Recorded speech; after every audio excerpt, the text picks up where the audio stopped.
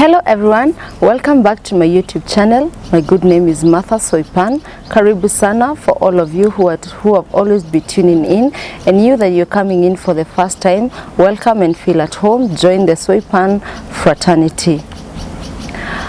Thank you so much once again for taking me higher. I will not be where I am. It is because of you, your effort, your motivational messages, your encouragement. That is why I am where I am today. I don't take this for granted. Now today I want to talk about who is Soipan, her life, her journey to where she is today. Martha Soipan. No, Martha Wanjiko. Martha Wanjiko is a girl born in the early's mid of 80s by a single mother and raised in the slums or in the east lands of Dandora. And I remember very well when I was born, like I was told, I was born in Pumwani, and then I was raised by my mother. And by that time my mother used to sew, alikuwa na shona, and at the age of between 2 and 3 years, my mother left for greener pastures in the Gulf countries, that is Saudi Arabia, and she took me to her elder sister in Nakuru.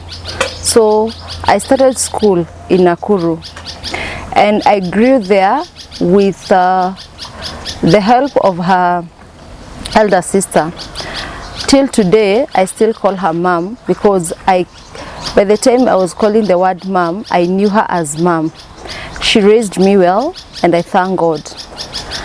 And I schooled there until I was 10 years, when my mom came for her first vacation, and she opted to take me to a boarding school, where I left Nakuru Njoro, and I came to Kikuyu Musagitao Primary School, where I joined as a very young girl, and I went to boarding.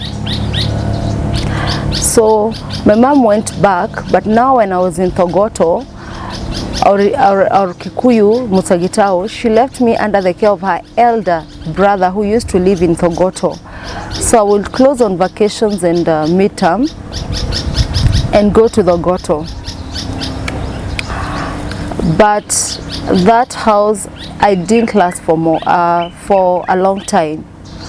Fortunate or unfortunate, it came a time there was no one to visit me in school, and there was no one to come for me anytime the schools were being closed. So I ended up in the hands of our headmistress. And by the time all that started being left in school, I had faced some bad attitude. I was not being treated well by my uncle's wife and the kids, one daughter, because the rest were very small. They were younger than me, but his first daughter was older than me, because I remember when I was in class 4 in boarding school, she was in class 7. And so it reached a point, it's like I became a burden to them, and the only option was not visiting me, not coming for me when school were closing. And I remember very well, at my tender age, one day they wrote me a letter, and I could not understand what that letter meant, because it was written in a vernacular. And so I took to my headmistress. But today at my age, I understand what that letter meant. It was written words that hurt me, and that has made me go through a lot of hard times. And I will say today, I call myself a strong woman. It's not because I'm strong, but it's because God has given me grace. That letter was written, I'll quote,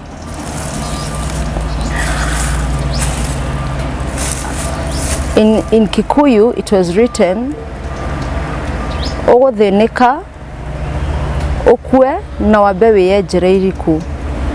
What does that mean? I'll suffer until I kill myself, and first I dig for myself the grave. By that time I didn't understand what it meant, but the minute I took it to the headmistress, she looked at me and told me, "I will be your mommy."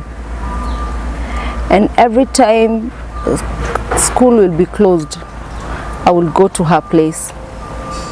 Until one day, it was during holidays time, and a long distance cousin of my mom came because there was a wedding taking place in our school. They had hired the dining hall because of reception. And just like other girls and other small kids, you'll run along because you've seen other kids playing. And that is how she spotted me, and she called out my name. She called me Shiko. And when I turned back, I looked at her. I couldn't remember her, but she reminded me who she was. And she asked me, "Why are you here?" And their holidays, kids are in school. And so I told her I stay with the headmistress. And so she wanted to know why. And she went and talked to the headmistress. And I can't really remember very well, but all I know is that I went home. So I went and joined my aunties. And just to take you back a little, when I used to be in Nakuru, as much as school were being closed, I used to go to my grandmother. So today I call myself a grandmother's child, because my grandmother has been with me until God decided to let her rest. May her soul rest in peace. So I started going to my auntie's place, now my mom's sisters, and I will go from one auntie to another until I will also go to my grandmother most times, until one day again my mom came back, and this time I was about to clear my primary school. And that was my happiest day, especially when I saw my mom came. And I remember that day she did not even say when she was coming. I remember I was at my aunt's place somewhere along Mombasa Road. She used to live along Mombasa Road. And I was in the kitchen cooking. And she just came in. She surprised everyone very early in the morning. And I remember when I saw her, I felt very relieved. I felt so happy. Because she told me she's come back, and she's come back for good. She's not going back. So everything I used to miss in my childhood, the love, the attention, I knew I got it. I knew my mom is here. I knew I'll be cared for, I'll be pampered. Whatever I've been craving for, I'll get it, because now my mom is here and she's not leaving me anymore. And I remember that was the one Christmas that I will never forget, because I enjoyed it to the best. I got new clothes from my mom. It was my first time my mom to buy me a watch. I couldn't even remove it because it was waterproof by that time. I loved wearing watches. And I remember when she came, I told her I also want her to pierce my ear. I wanted to wear earrings. I wanted to go with high heels. You see, that girl that is growing and she wants to look like a princess. She wants to look like a dolly doll, you know. And by the time my mom came, because I knew she has told me she's not coming back, she's not going back, so I knew she will either start up a business, we'll have our own home, but that was not the case. And my mom got married. Fine, I was happy for her because I knew I'll get a father figure. I'll be in a family like any other child, a father, mother, and now you children, and maybe I'll even get siblings. But that was not the case, because every time I would go to school and close school, I was never staying in that house. I was always taken rural to where this man came from. So I don't even have that connection and that time to bond and to create and to try and fill that vacuum that has been there since I was a child, and right now I'm 12, 13 years. That vacuum was never filled. And it went on like that until some time later on that marriage didn't last. And by that time I was clearing my primary school. And I remember very well that when I was clearing class 8, I expected to go home. But my mom came for me and told me we are not going where we used to live. We are going somewhere in Gitaro. And I could remember very well. I tried asking her why, but she couldn't tell me. But when I went and I got to the house that we were living, I couldn't believe it's us. As much as I was clearing class 8, you will think I'm a child, but I was not a child. I could see there's something wrong. Because we were living in a small house.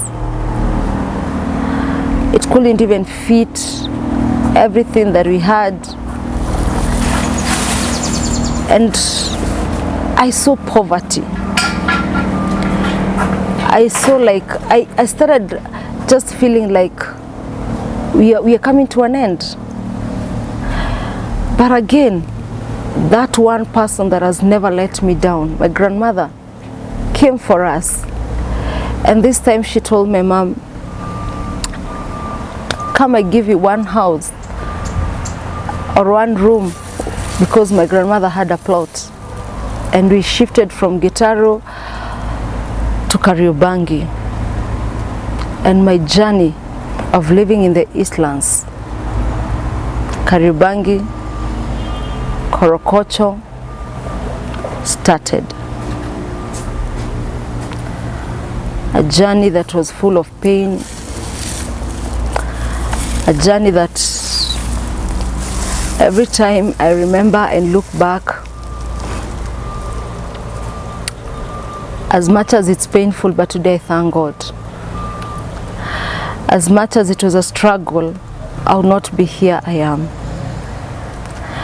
As much as it was full of tears, scars that today I still heal, I will not be this woman that you see here.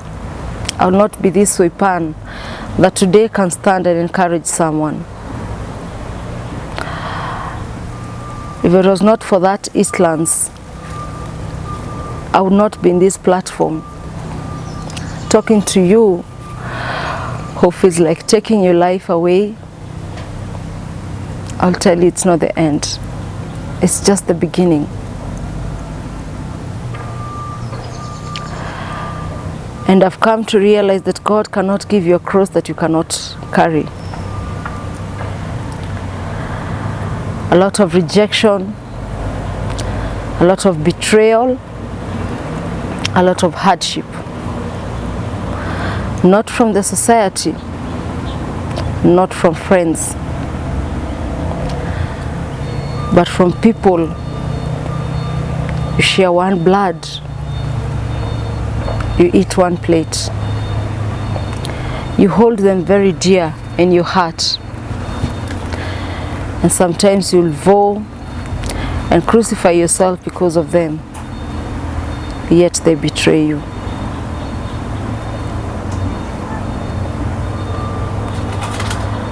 And our journey started there when my mom was given a house, and she started running a small hotel. And when she started running that small hotel, it went on and on and on until it was time for the candidates to get in Form 1. And all the candidates went to the secondary schools, but Soipan was still in the house. But God never abandoned her. The same auntie that came for me when I was in school, the elder sister, came and visited us and realized I was at home, and she said she has to do what she has to do for me to get to school. And the only option was, because I couldn't go where I was called, we opted to go into a secondary school in Kariobangi. I remember very well, it was called Riverside Girls. And when I was schooling there, my grandmother came from the rural and she couldn't take it. So she went ahead and looked for me a better school. And I thank God, because I got admitted in the Rory High School, where through the efforts of my mom and my grandmother, I was able to undergo secondary education until Form 4, and yeah, I cleared. And I will say that was the end of my education. I couldn't pursue because of the kind of life we were living, the struggles my mom was going through. And all I did was hustle, because at the back of my mind I knew I'm now a grown-up. I needed to change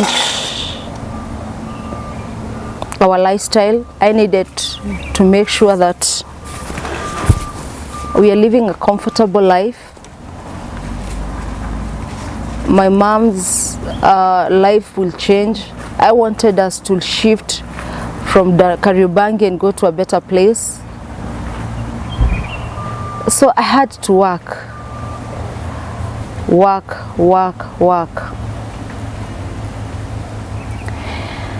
And I worked. I will start mentioning the companies, the organizations I worked for. They can't come to an end. A young girl,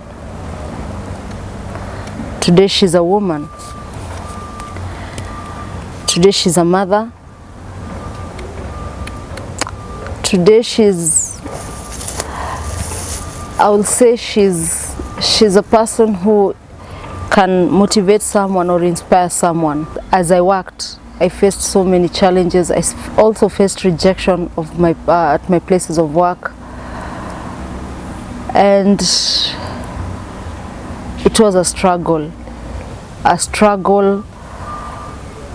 When I was thinking things were getting better, I never knew they were getting worse.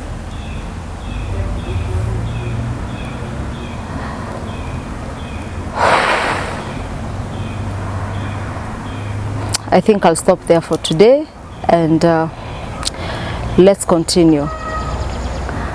Journey of Martha Swepan is a long journey, but if you walk with me, you will understand why she calls herself a strong woman, a noble woman, a woman who has gone through a lot, but she has come out as a conqueror.